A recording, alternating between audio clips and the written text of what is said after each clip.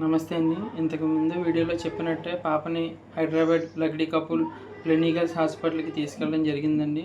అయితే మా ఇద్దరికి టెస్ట్ చేసి ఎవరి లివర్ మ్యాచ్ అవుతుంది అని చూడగా ఇద్దరు లివరు మ్యాచ్ అయిందండి. నాకు కుటుంబ ఆర్థిక పరిస్థితిని దృష్టిలో పెట్టుకొని నా భార్య లివర్ ఇవ్వడానికి ముందుకు వచ్చిందండి.